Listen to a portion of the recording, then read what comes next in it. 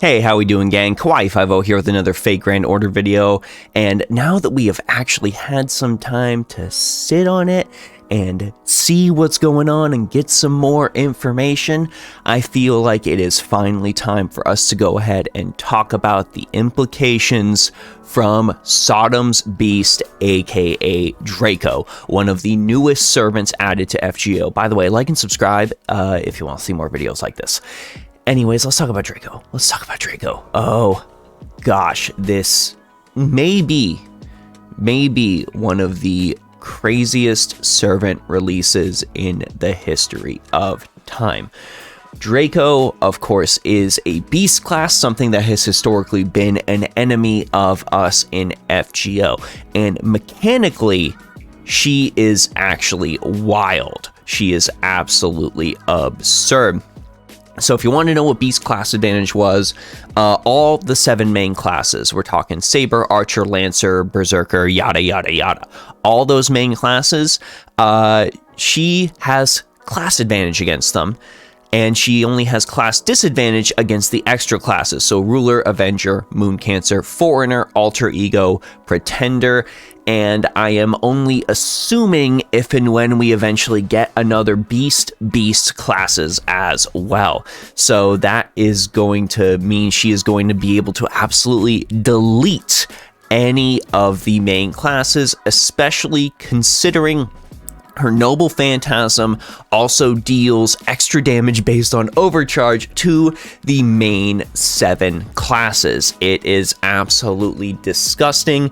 It seems as though with the way this is set up with her single target damage, there is very little reason not to use her against any of the 7 main classes. Truly monstrous when it comes to a gameplay perspective. And I do want to talk about her both from a gameplay perspective as well as a story perspective, because the release of Draco does mean we have a bunch of other questions that have now appeared on the table, and I just wanted to go ahead and ask them to the community.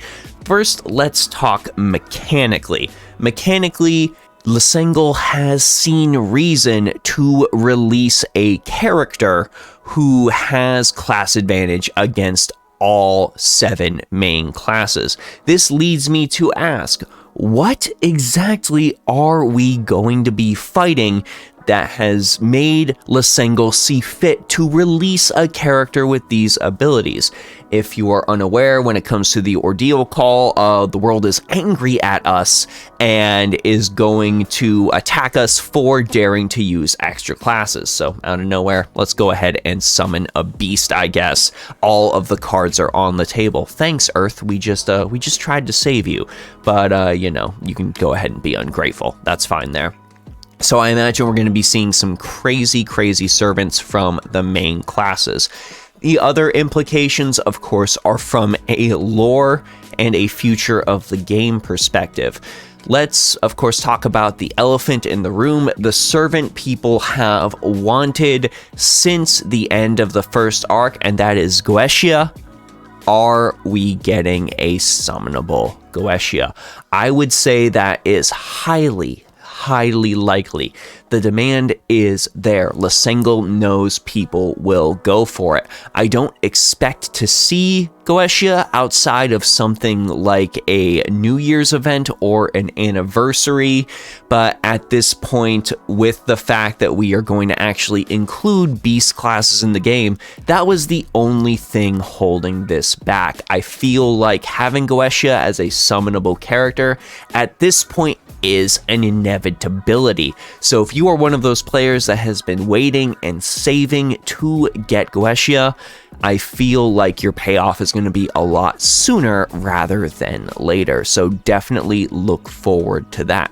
And of course, the other question we need to ask is more of a story implication. And this is where we thought, I've seen like bunch of theories and stuff like that on maybe FGO has been going this way for a while with the way Cosmos and the Lost Belt has been shaping up. And that question is, are we now the bad guys? are we now sort of playing the villain compared to the rest of the world as we fight to just attempt to survive, even though some might argue that it is, of course, in the best interest of the greater good for us to be utterly destroyed by the world. Yep, you fixed all the lost belts, good job, but unfortunately you broke a lot of other rules by doing that. Thanks for going ahead and solving all of those lost belts, but we're just gonna go ahead and delete you. And that is a very important question I do want to ask you to answer down in the comment section. Is it better overall for us to just go ahead and be deleted by the world? I feel like there's going to be a lot of Type Moon historians out there weighing the pros and cons. Please feel free to dump as much information as you can down there and sort of give us some sort of perspective on that. Do I think the story is going to end with us being deleted with this advent of beast servants? Absolutely not. We have seen time and again that FGO continuously pops up to the top of the charts whenever new servants like TIAMAT, like Draco come out, and to end the game so soon after those servants end up popping up in our summonable hemisphere, well, that just doesn't really make sense. It also doesn't really make sense to go ahead and cut the cord on a game that is still doing very, very well despite its age.